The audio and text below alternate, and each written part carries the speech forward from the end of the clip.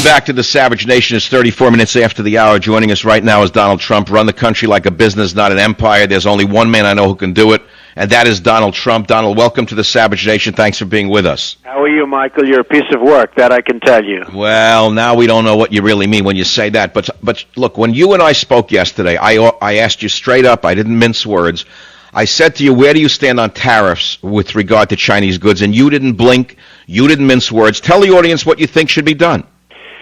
Well, look, nobody is hurting outside of OPEC this country more than China. What China is doing to this country is absolutely a sin, and it shouldn't be allowed, and somebody has to speak to them. Somebody called me last week. The head of China is coming next week to see the president. And they said, what message would you have that the president should give? I said, the president should cancel the meeting and immediately cancel the meeting until such time as they stop manipulating their currency, et cetera, because when they manipulate their currency, our companies cannot compete with theirs. They cannot just can't. Compete. Beyond labor, beyond other things, they can't compete. And I will tell you, as a big buyer of products, a huge buyer of products, glass and lots of other things, the Chinese are very, I say, do we make anything in this country anymore? It's being made in China and other countries, but China is the big culprit. And the advantage they have is a manipulation of their currency. So what I say to you, very simply, is that I would absolutely tax all products coming in from China.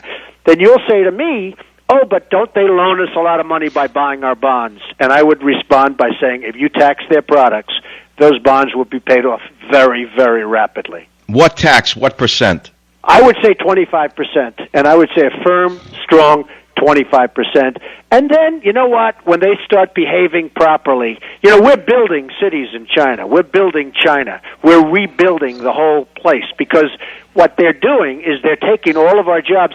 And it's very interesting. I don't know if you heard Ben Bernanke the other day, but he said very strongly, job market won't be back for 5 or 6 years. Yeah, I heard that. That's terrible. Well, you and I had one point that we disagreed on where you said you cannot buy anything made in America anymore. And I said, Mr. Trump, you're wrong about that. You can buy a congressman. Well, that's very true. I guess it's sadly true. So in addition to saying you're fired, you now want to say you're elected, huh? Michael, I don't believe 5 or 6 years because why are jobs coming back to this country if everything's being made in China, Mexico, lots of other places? You know what happened in Iowa? It's very sad. Newton, Iowa, Maytag, because of our brilliant system, Maytag moved their manufacturing and virtually everything out of Iowa, Newton, and into Mexico. Yeah. All the jobs. Well, that's because of NAFTA and the WTO. Now, we on the conservative side in the media were opposed to that in the 90s. We opposed NAFTA. We opposed WTO. We were called crazy at the time. Would you repeal any of these international agreements if you were president, Mr. Trump? Well, NAFTA has been a total disaster. It's just been unbelievable how horrible it's been. You go up and look at New England, all you see is empty factories that are just decaying buildings. Yes. And those people moved out, and they moved over to Mexico and other places. And you take a look at what's happening. The truth is the United States is a whipping post for the rest of the world, and the reason is because our people aren't smart enough or tough enough to do something about it. One of my callers, Rich in Pittsburgh, is calling and he's saying in China they tariff our products. Is that true? Totally true. I can tell you about a steel company, which I'm to mention, but I can tell you about a steel company, and I'm talking about a big one, where they're not allowed to go into China and sell steel.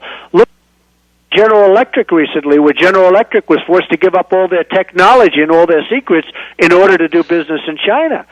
I mean, it's terrible what's going on, and we do nothing. Look at South Korea. There's another one. There's another beauty. Right. I just can't even believe.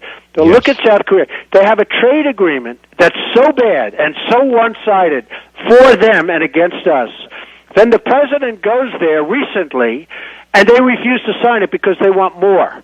Then all of a sudden, a couple of shells get lobbed onto one of their island by North Korea, right. And all of a sudden they come back and they say, no, we will sign the agreement because they are my great allies, they're our great allies. Yeah, right. Sure, as we have the George Washington aircraft carrier, one of the great boats of the world, right. And many destroyers sailing right toward North Korea.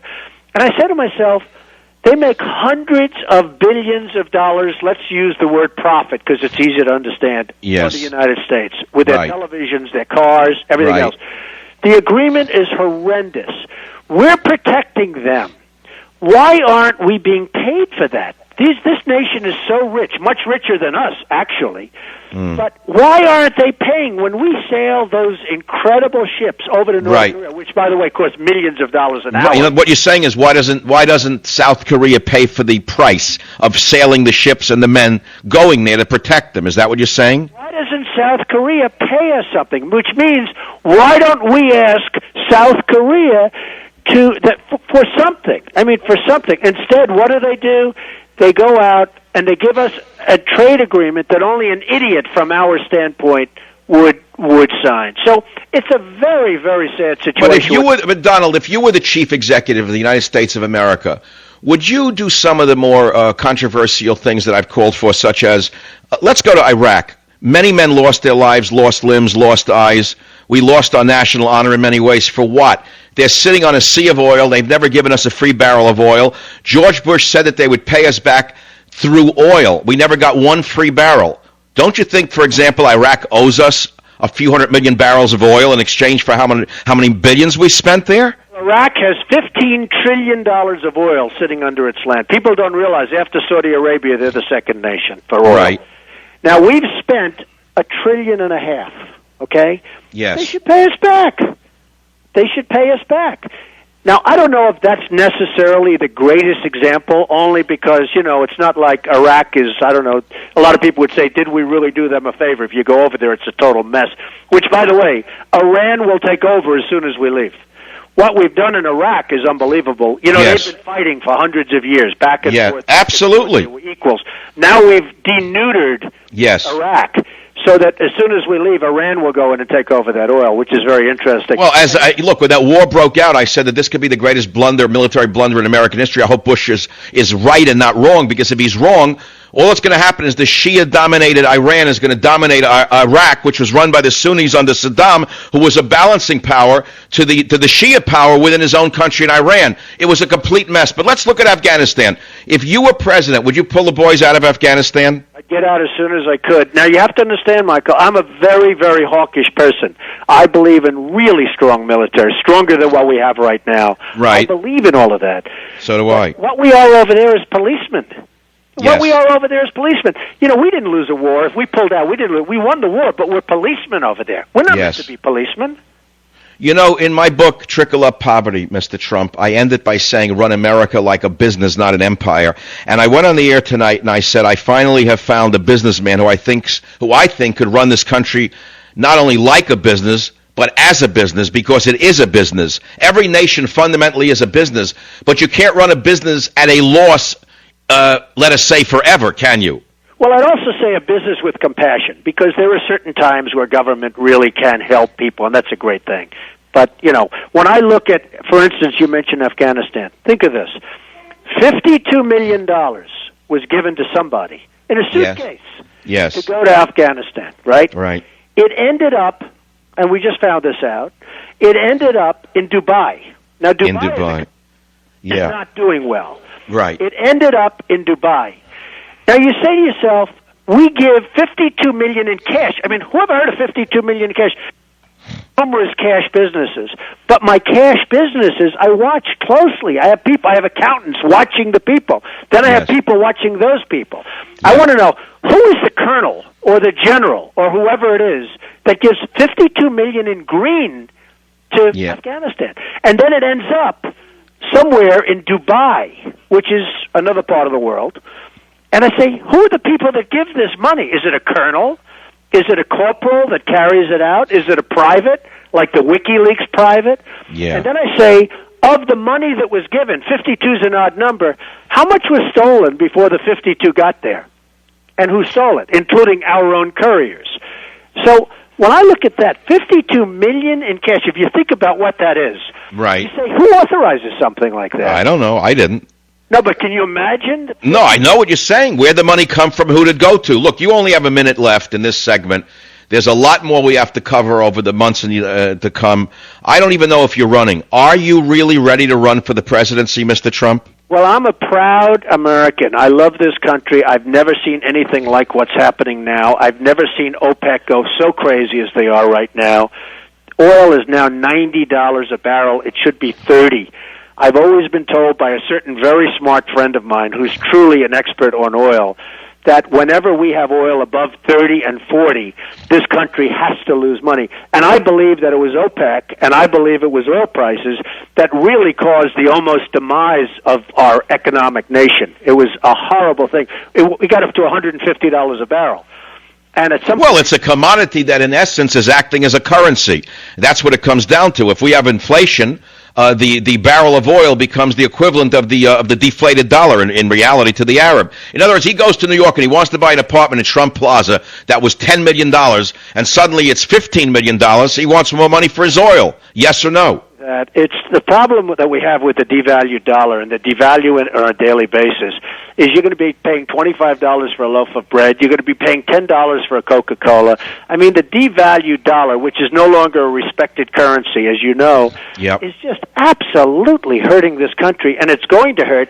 Number one, level of respect. Number two, wait till you see and you see it now. You see the price of copper. You see the price of gold. You see the price of all of these commodities, including oil, going through the roof, and it's a very, very serious situation for this country. When will we know when will we know if Donald Trump wants to really run for the presidency? Well, I would say I'll make a decision sometime by June. You know, we have Celebrity Apprentice going on very soon. I'm not allowed to run during that time because otherwise everyone else has to get 2 hours on primetime television. Somehow I don't think that's going to happen. Right. It terminates, the season 11 term comes to an end during the month of June, and I will make a decision sometime then. But it's a very sad thing. What's happening to this country is very sad, and I've never seen it where this country is such a whipping post and just doesn't have the respect of other nations.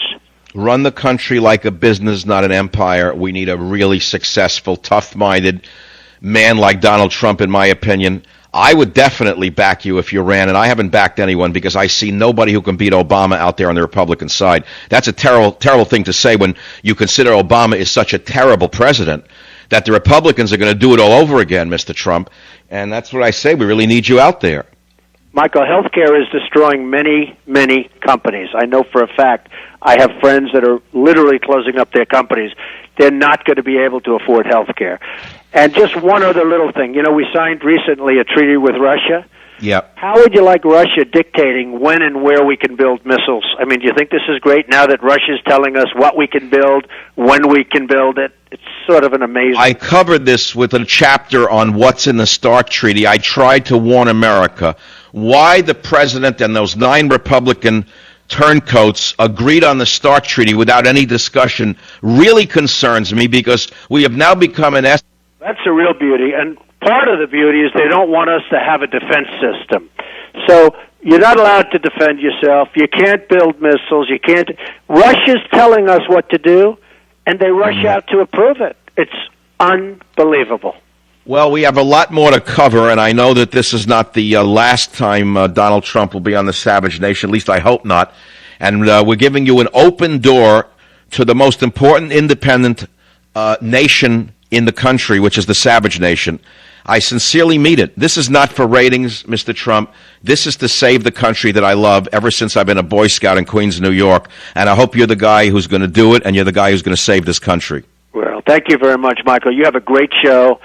And I really do. I can't say 100%, but I agree with so much of what you say. If you agreed with me 100%, I'd really worry about you. Well, thank you, Michael, and we'll be on again. Thank you. Donald Trump on the Savage Nation.